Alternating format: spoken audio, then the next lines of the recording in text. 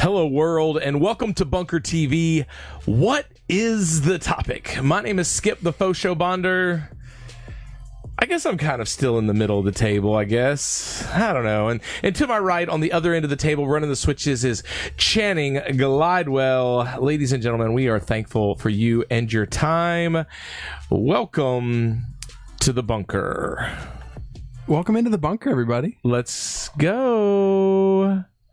Yeah, so I don't know if I like the FaceTime angle here. No, I mean, I'm not a big fan. No? But it supplements. It supplements? I was homeschooled. Okay. It supplements. It's supplemental. Supplemental, purely. It's supplemental. Okay. So you guys give us a comment if you like the intimate angle. We're going to call it hashtag intimate angle. So if you like the intimate angle, please make sure you hit us up in the comments and say, hey, I really kind of like that angle, or wow, no. Please never again. Please never again. Whatever you guys want. We're here for you. And we are thankful for you and your time. And so whatever it takes to keep you interested, engaged, watching, or otherwise, we're going to attempt to do it so that hopefully you enjoy your time here in the bunker with us enough to dive in a little bit deeper into your faith and to search out the more intimate things of God. I think that is... it seems like we've been in dialogue all day today, whether it's been your or my conversations, the conversations that I've been having with some friends in Texas. But it seems like we've been looking through these different layers and facets of our faith, and just interesting. And I just wish other people could be as interested in their walk with Christ, because the more and the more that you become interested in your walk with Christ, the more and the more you discover things about your walk with Christ. Yeah. And so anyway, welcome to Bunker TV. And if you're just tuning in with us for the first time and you're like, what have I just tuned into? This is a program that we endeavored to start, I guess, 21 episodes ago. 21. And to come and to bring you guys some topics, some non-pre-discussed, non-rehearsed, non-shared topics, and to get some feedback from you, and also allow us to talk about those things. So we created the bunker, and by definition, a bunker is a fortified place, a place of safe storage during times of war. And so we felt like we could create a place that it would be safe for us to come and talk about some things that hopefully equip us and get us ready to go back out to battle. And there is a secondary definition as well. That secondary definition, Channing, is what? That storage location. It's storage for fuel. And that's something that I fell in love with when we first started talking about just the idea of bunker. And we've done some silly stuff. I was actually going back and watching some of the videos of how we kind of put up the bag over Paul Corbin's head when we brought him in. We've done some fun things to make sure this has been that safe location, but also we wanted to provide that fuel so that people could have during the week to break up the monotony of just the dumb that we scroll on social media or wherever we might be. Just actually provide some beneficial content and to challenge us. I mean, I've learned and enjoyed our conversations to a point of looking at things from a different perspective that I wouldn't have otherwise. And so it's been a cool process for myself alone, and it's been neat to bring everybody along here. Yeah, it's cool. We've enjoyed it. So if you would, we're kind of doing things a little different this evening because both of our phones were kind of dying. So we are attempting to monitor comments on the MacBook here. And so if you comment and we do not respond, please don't be discouraged. We will get back with you. So if you would, comment below if you are watching, because it's always cool to see who's watching, to know who's rocking with us, and who's here for the episode. So as you guys may or may not know, we do not pre-discuss or predetermine any of the topics. Nope. Channing comes in with a topic. I come in with a topic. We rock, paper, scissors to see who's going to go first, and then we just go. So you ready? Let's do it. All right, here we go. I guess we'll talk about t-shirts and things in the midst. Cool. It'll be the session change. Okay, you ready? I got this new warm up. So I used to warm it up like this, but now I warm it up like this. The fish? Yeah, this actually worked really well. Okay, you ready? Yep. All right, I'm gonna close my eyes, so don't cheat. Okay. Rock, paper, scissors. Hey! Oh,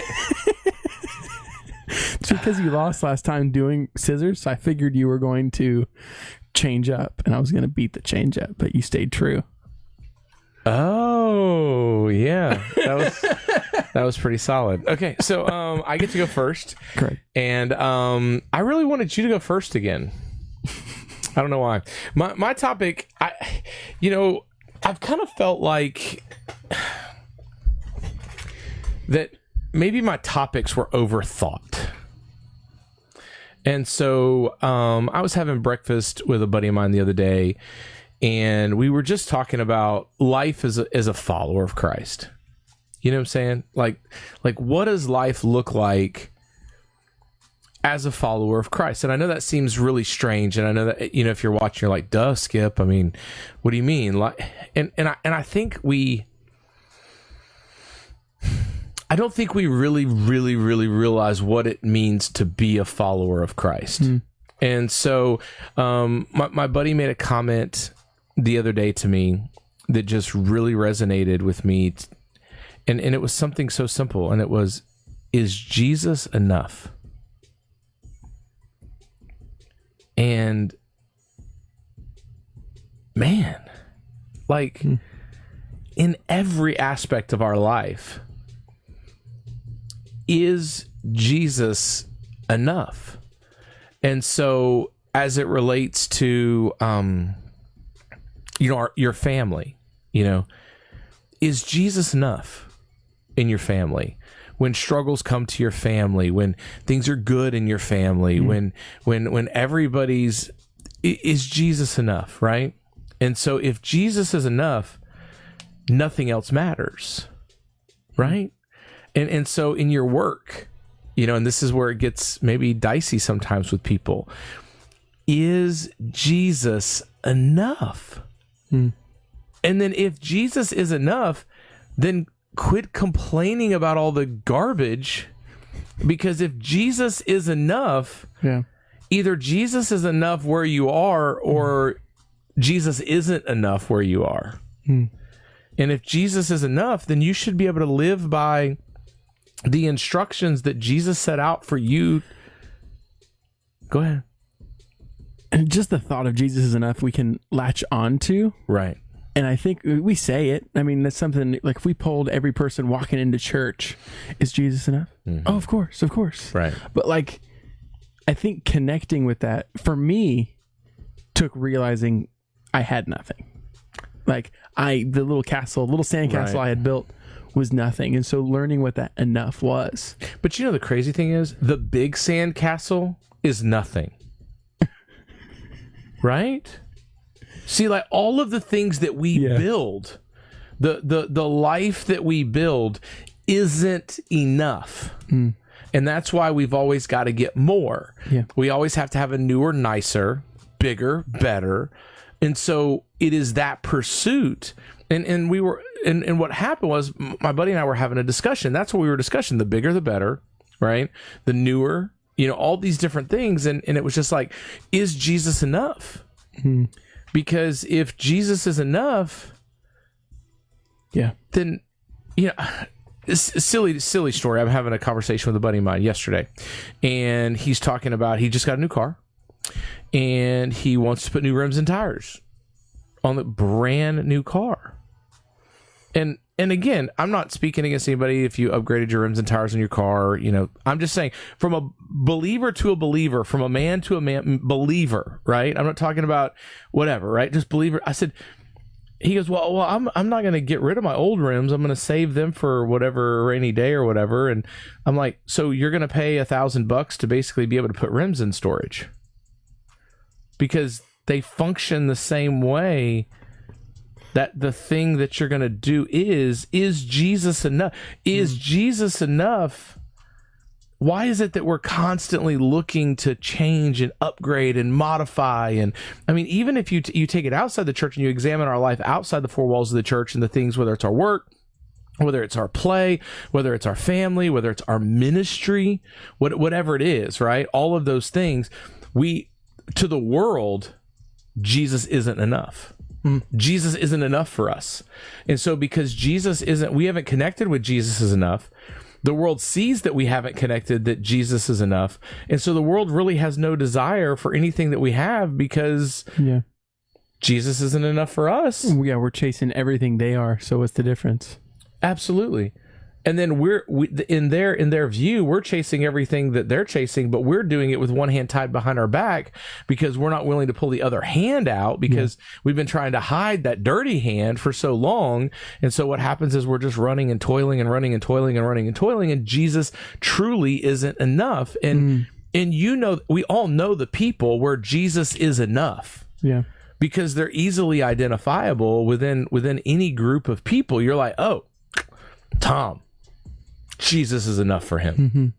Well, I think that's how we get left with that point of just feeling stuck. When you're trying to accomplish tasks one-handed, when you're so split between the world and what God has for you, you're stuck in chasing the pursuit of nothing, and you're doing it poorly because you 2% of the time profess to want Jesus more than anything else in the world. I had a buddy of mine one time, and he was going to do this outreach. And it's really interesting to me because when people want to go do community outreach, what community do they target? The less fortunate. The less fortunate, right? Why?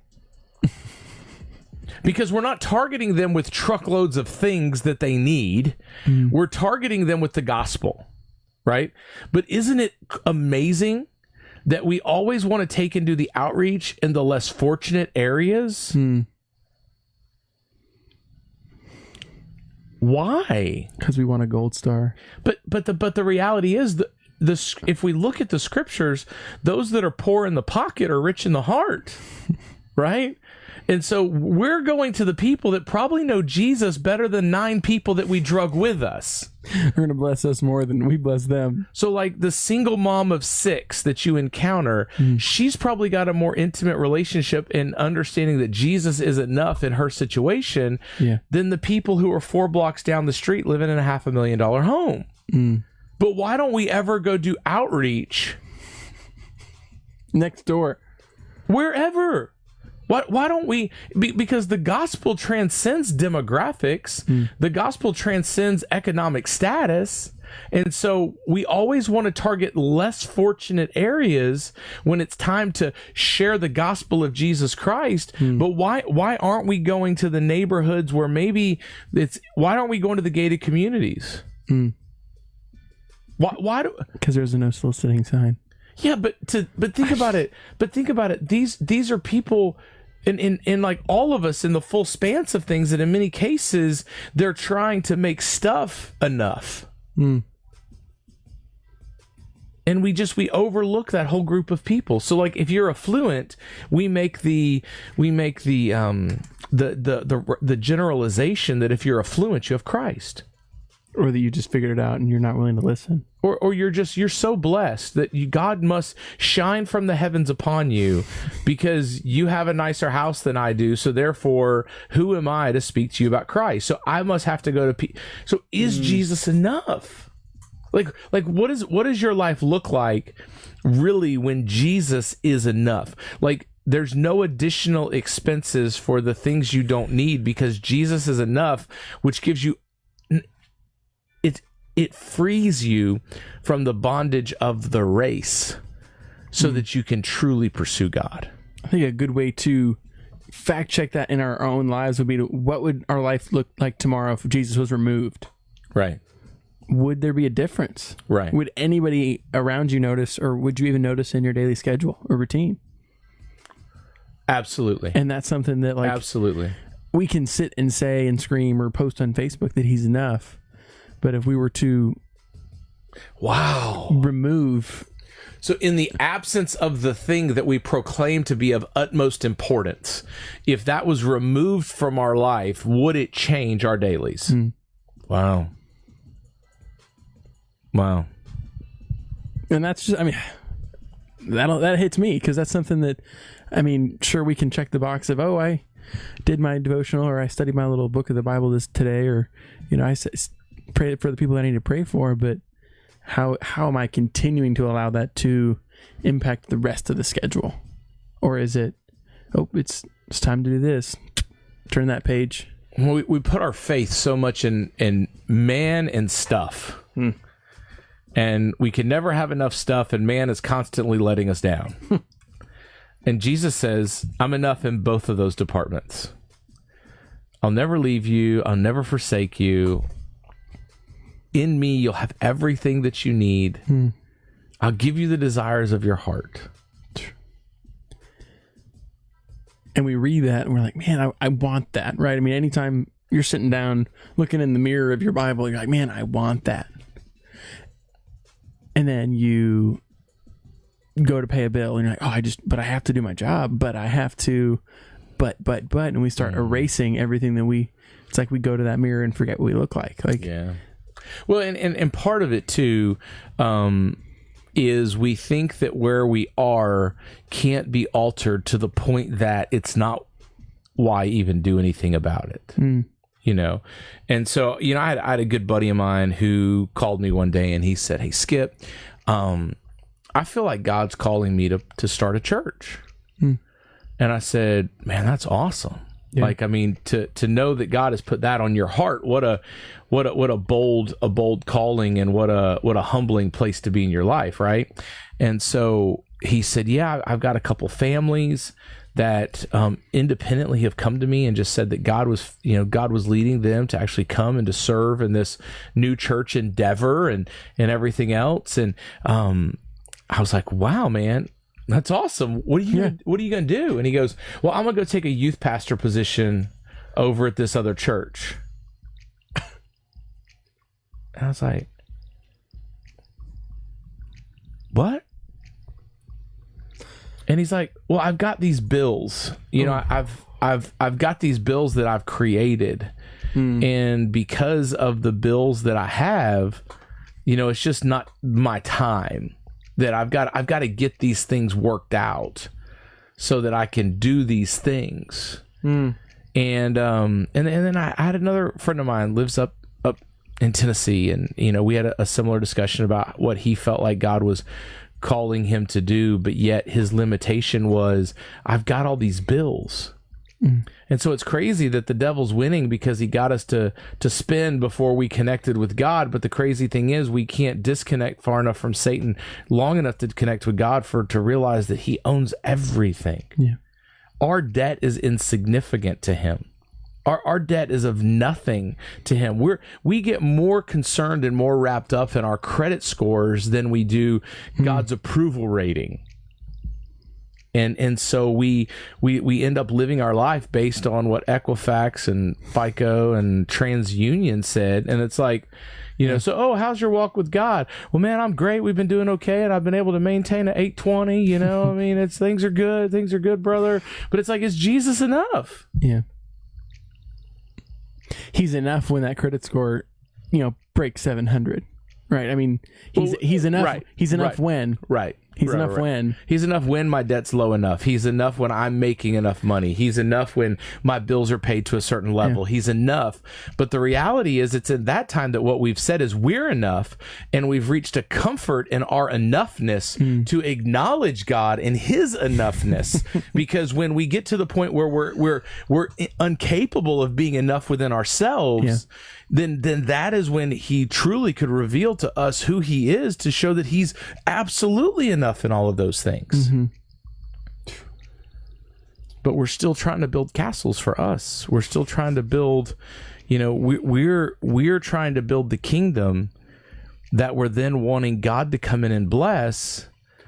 And I just think that I guess I've been challenged, and my challenge to you guys watching is to get alone in your room and ask yourself, is Jesus enough?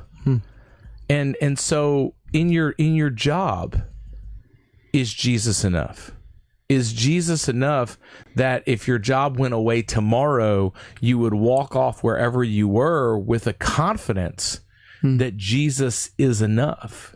in your families, in your ministries, and whatever it is Jesus sufficient? I was talking to a guy yesterday, and I could tell he was having a rough day, and I said, man, I'm gonna pray for you this afternoon. Like I'm gonna devote prayer this afternoon to praying for you. What do you need? He said, man, I don't need nothing.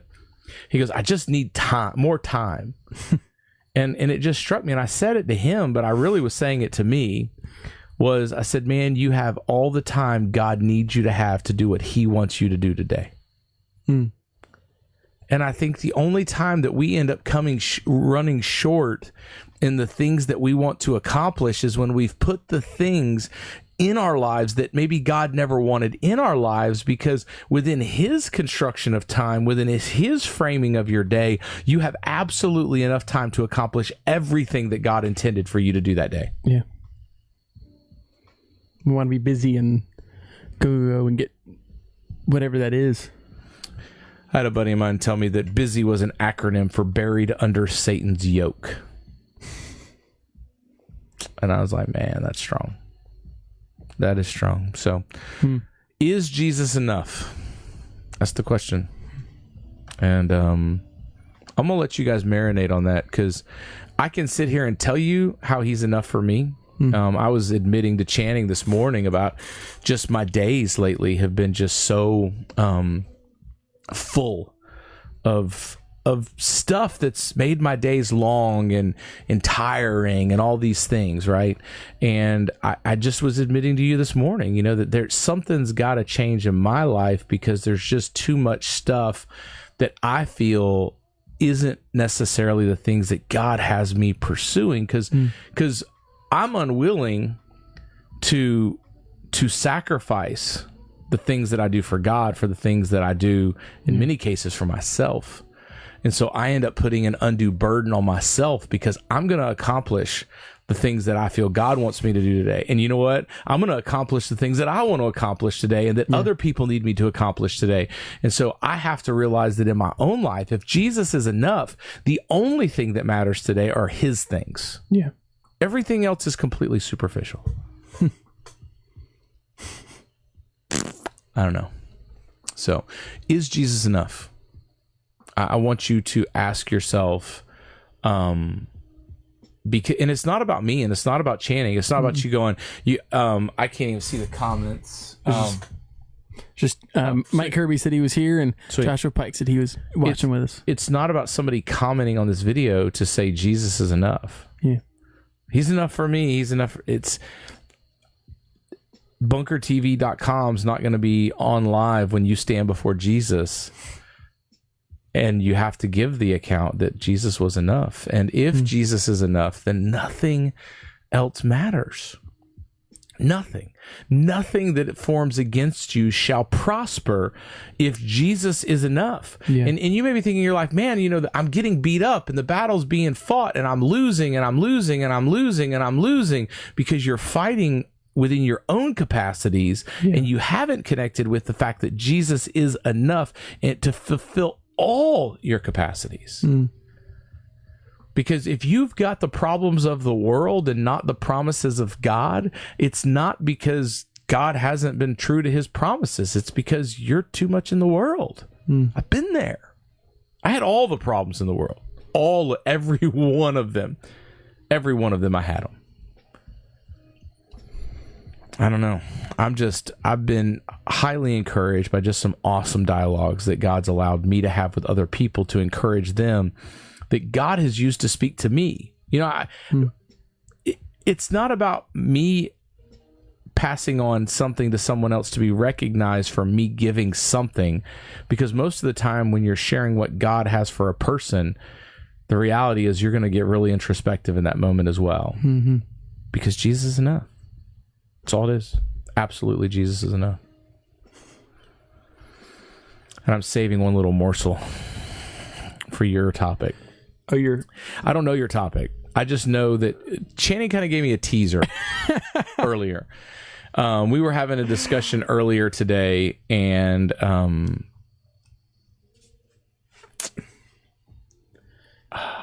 you're trying not to use the morsel. I'm trying not to use a morsel because I think I'm going to have an opportunity. So we were talking earlier, and we love to look at something from a different angle, whether that be unzipping your brain and just looking at it from just a crazy perspective, or that just, hey, I've never seen it from this way before. And that's something that can be refreshing, but just encouraging and sharpening, because you can say, hey, what Bible verse supports this? What Bible verse doesn't support this? And so we were talking today, and we kind of like got to the end of the conversation. There was like, okay, I totally get what you're saying, but I guess we'll never know. And I'm pouring through and just kind of touching up on some notes and putting it to the iPad, because everybody likes that I do that funny on the handwriting side. But I was like, Skip, I figured out our conversation earlier, but I can't tell you because we can't talk about the topic before we're in the bunker. So all right, so I'm ready. We'll do t-shirts later. I'm ready. I'm ready. I can't stand suspense, apparently. just jiggling. Don't mess up the one side of the Rubik's Cube. I'm not, man. I'm super excited. It's episode 21. That's just something like when I was like, hey, like, because our wonderful art department had to make our graphic for episode 21. That's awesome. And I was like, we're there. So it's super encouraging. But topic today is out of John 13:37. Okay, John 13:37. And just setting this up, this is right before Jesus is about to die on the cross. This is right before he's about to get captured. And Simon Peter's talking to him, and he says, Lord, Simon Peter said to him, where are you going? Jesus answered, I am going where you cannot follow me, but you will follow later. Lord, Peter asked, why can I not follow you now? I will lay down my life for you. And I was kind of reading that, and we've been talking about just a calling and a timing for things. And I've been actually reading about kind of calling and like my devotional, and we get so, God, why can't I go with you now? Right. And that's, I mean, something like we profess that God is enough, and we profess that we want to follow him. And there might be that point where like, God, I want to go with you now. When he's sitting there saying, I need you to be obedient. You don't need to go with me now, but trust me later. Right. There'll be that time. And he goes on and he says, I'll lay down my life for you. And Jesus replied, will you lay down your life for me? For I assure you, a rooster will not crow until you have denied me 3 times. So that was the foreknowledge of him knowing he was going to sin. I got you. But that's something that it really hit me. Just, we always want now. And that's not just in our Christian life. I mean, everything we want it now. But that's something that, even for the perspective, I want a better walk with Christ. I want whatever it is. When we get challenged or convicted and we see maybe a shortcoming in our own life, and we're like, I need to fix this now. But then tomorrow happens, and when Christ needs to be enough and that rubber hits the road where we would have to build and work on that, we don't. Right. And so that's something that, later in the story, as we all know, I mean, some people were standing around and they said, oh, you're one of the men that were with Jesus. And Peter does deny Jesus 3 times. And that's something that's what we do in our everyday is, no, we're not posting on Facebook of, I don't like Jesus anymore. Like, it's a on and off again relationship on Facebook. Right. But that's something that in our not choosing of him, in our omission, right? We choose what we want, the things of this world, rather than following him later. Right? We want God when it's opportune for us. God, I want to follow you now, but I'm going to follow you later. Like, we just don't understand that. But that comes through that obedience. Well, there's those times in our life when we're enough and we don't need to. You know what I'm saying? Like, yeah. So it's, it's like, okay, everything's good at work this week. I'm going to get my bonus at the end of the week. My bills are paid. My kids are acting cool. They're back in school, all these different things that are going on in our lives. And so it's like, you don't have to have that intimate relationship with Christ. You really don't, because you can exist in the world with all of those things going right for that week. And in theory, you can live your life as if you don't need him. Yeah. And what happens is, unfortunately, even in our lives as followers of Christ, we get get introduced and sample of those same comforts, and we begin to do the same exact thing. I tell a story about how in ministry, and this was early on, that, God was truly our only provider. Like, we worked diligently, but there was just, in the beginning, man, there was like no way that it added up. There was no way that it made sense. And there was this one opportunity that we had this bill coming up, and I just was stressed and panicked about this one bill that was looming. And so I went out and toiled and toiled and toiled and toiled and toiled. And even in the process, my buddy was like, man, Skip, something's going on, man. You're working too hard and you're doing all these things. And this even more so like driver than you are right now. I mean, like things just aren't good, right? Like, what's going on in your walk? What's going on in your life? And I'm like, man, I just got to get to this point. I just got to get to this point. I just got to get to this point. And then the crazy thing about it was, the day that the bill was due, I on my own means had rounded up enough money to pay the bill. The day the bill was due, God supernaturally provided the amount we needed. And so I could have been not resting being laid in my bed. But being resting on God being enough in his provision to never leave us or forsake us, right? But I felt like I had to work through it. But God showed me, Skip, if I would have just been enough for you over the last month, I want to show you that I would have been enough. And so my testimony to you guys, if you're watching today, is he's enough, even in those times, even in those moments where those on again, off again moments where it's like, you know what? No way. There's no way that I'll resist. I'll refuse you, God. No way, And then it's literally almost a second later that we do it. Absolutely. No, it's something that even I was kind of reading this again, and I was like, we often read the Bible like we read text messages. We get this very skimming kind of brain on, and that's something that we've even the high points. Let me get the high points. Exactly, or even the high points, or just what's the good thing I need to hit with. But I mean, when he's asking Peter, or when Peter's asking Jesus, he's like, "Hey, I want to follow you," and Jesus says, "You can't follow me now." I mean, if we're reading that like a text message, we're like, "Oh, sweet, Jesus doesn't need me right now," right? And like we even disconnect from that, which it sounds silly when you say it out loud, but we do it. We do it. We do it because if you say it, it's one of those things. It's like you can't lie to yourself. You can't physically articulate and get yourself to believe a lie that is true. Yeah. Right. So I can't say to myself, and believe it. You see what I'm saying? Like I can lie to myself, but I can't believe it, right? But I can act in ways that are a lie, and go along as if I believe it, because the physical action of my body and what I'm doing says it must be what I believe.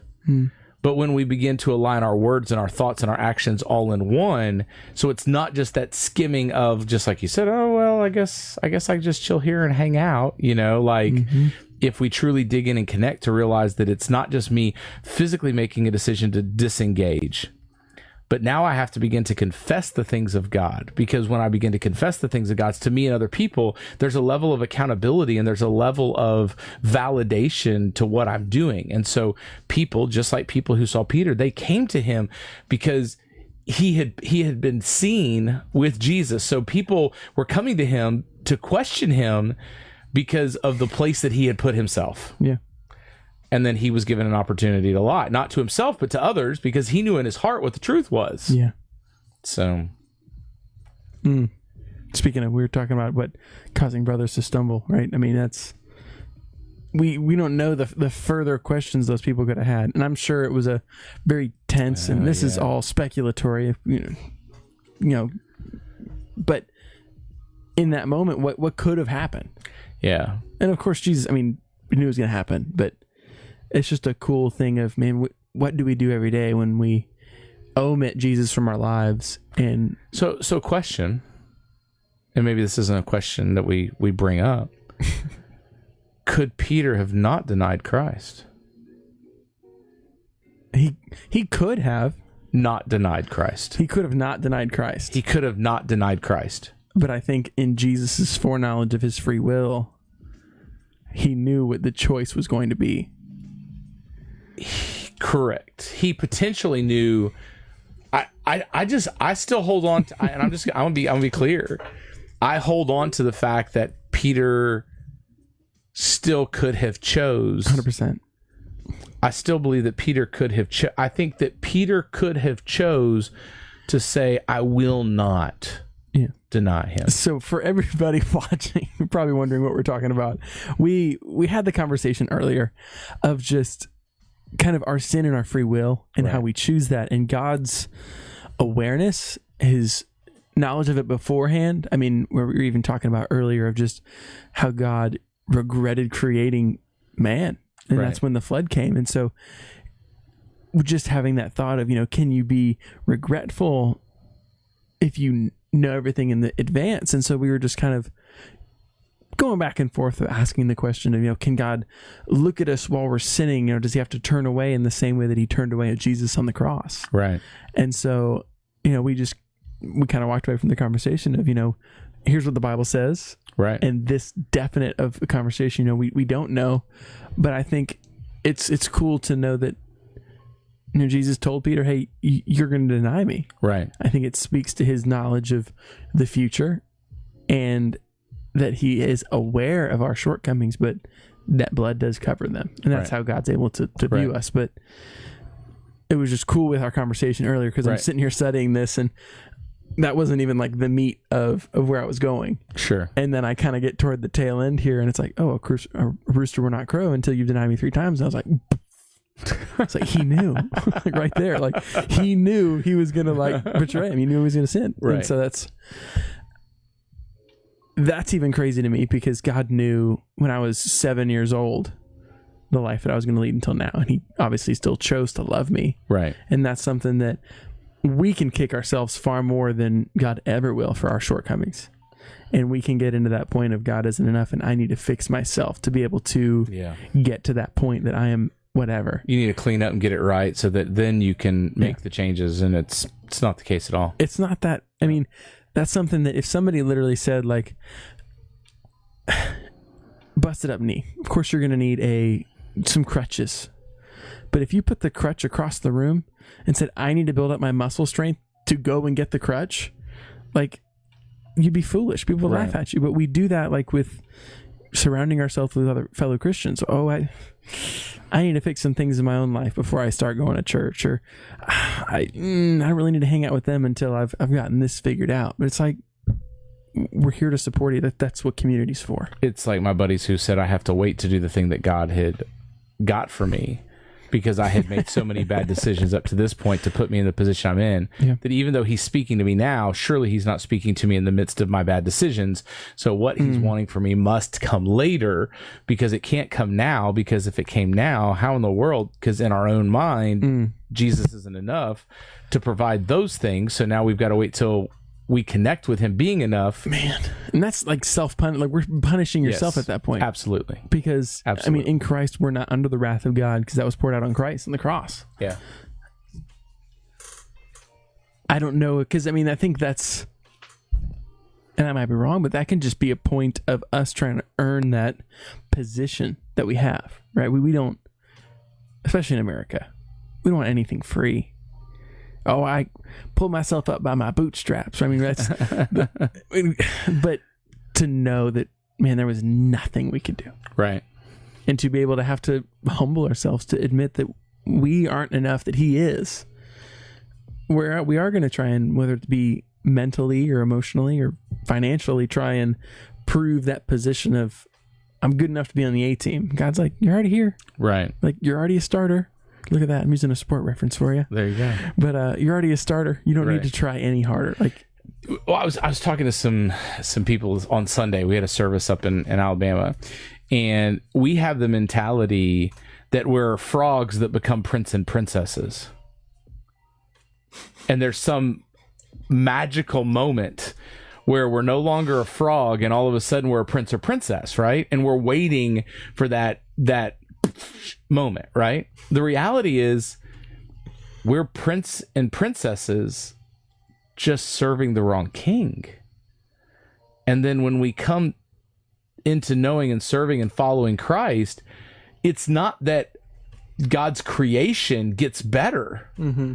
It's like God's creation was great in the beginning. We just had an alignment issue. Mm-hmm. But we're waiting for this moment in time in which somebody comes along and knocks the warts off and, gets us to where we're not green anymore and have slimy toes and all these different things, right? So it's like in our mind, we see ourselves as the frog waiting to encounter Jesus so he can make us a prince. And the reality is we're princes and princesses already. It's just, have we come into the kingdom? Yeah. No, of course, we are God's, children. And that's something that we have that inheritance, of course, in Christ, in joining the family. Right. And so, I think that, of course, that position of family is established upon salvation. But we might be rocking around outside in our t-shirt and cut off jeans, trying to work our way in, and God's like, the gate's open. Right. Like, I got you. Right. I got you your comfy pants and your comfort color shirt sitting right here. Like, just come on in. But no, it's true. But we the devil has us to have a diminished view of who we are. That we need to earn it. That we need to earn it. And we can't. There's nothing we can do to earn it. That's good. That's it. Nothing crazy. I have it highlighted here, but where are you going? And that's something that we should ask Jesus. Where is he going today in your life? If he tells you to follow him, follow him. Right. If he's like, hey, stay home, rest and pray. Rest and pray. But we go, no, I'm following you. No. Like, simple obedience. And of course, the word simple, I don't know, it feels weird saying simple obedience because we make our walk with Christ in our life anything but simple. Well, we think obedience is the full expanse of our life's existence, right? And our full expanse of our life existence is the thousands of choices that we will make over the next 30 years, right? The only choice that God is concerned about is your next one. Yeah. Because once you get that one, you're only going to make one choice at a time. Mm-hmm. What's your next choice? Yeah. Because the other choices may never happen. There's no guarantees that the thing that's burdening you because you feel like you've got to make the next, choices to get you through the next 10 years, those choices may never, ever present themselves before you. The only choice is the next one. Mm-hmm. And so what happens is in the world, we get sucked into making the wrong choices over and over and over and over and over and over again. And we see that big pile of bad choices and we see the little pile of good choices. And we think, oh, well, my pile of bad choices is so much bigger than my pile of good choices. Yeah. So therefore, I'm just inclined to make bad choices. And so the next thing that you're presented with, okay, a choice. And you look at the pile and you go, whoa, I'm probably a bad choice person. And Jesus is going, am I enough? Mm-hmm. One choice, the next one. Yep. And then after you make that next choice, then it's the next choice. Yeah. And quit looking at your good choices and bad choice piles. Yeah. They're irrelevant if Jesus is enough. Yeah, I heard an amazing quote, and it was basically, it says, you cannot win tomorrow if you don't win today. And that's something that we have the long game programmed into our head of like, right. I want to win. Where are you going to be in 5 years? Let's talk about 5 minutes, right? Let's talk about 5 minutes. 5 minutes. Yeah. Yeah. But that's, we want to do the statistics of, okay, well, I did 72 wrong decisions and I did 14 right ones. Whew, this is going to be hard. And it's like, it is. I'm not saying it's going to be easy, but don't focus on that and just do the next right thing. Right. Yeah. It's good. That's fine. It's good. It's good. So we every week it's always interesting because not knowing, and it drives people nuts. And I enjoy it because I can't prepackage and you can't prepackage a response. And hopefully maybe something we've spoken to tonight is something that has struck a chord with you, and maybe you want to reach out to us, and maybe you need prayer, maybe you need encouragement, maybe you need something, you can reach out to us. You can send us private messages, whatever the case may be. You can drop us an email. You can actually text us. Correct. At the text line at 6622 bunker. You can text us or Texas at 6622 bunker. You are not limited in your number of characters. We have learned You can type a novel.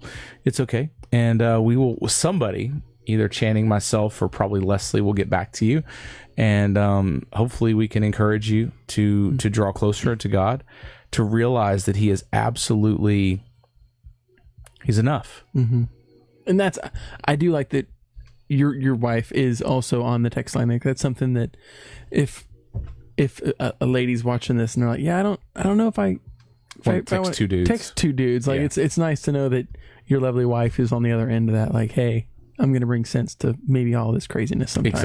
Exactly right. Exactly right. So awesome. Well, we do like to get the word out of Bunker TV as often as possible. And so there's a couple things you can do. You can follow us. I don't know how you tuned in today or where you follow us or where you know us from, but you can actually follow us on Facebook at facebook.com/bunkertv.letsgo.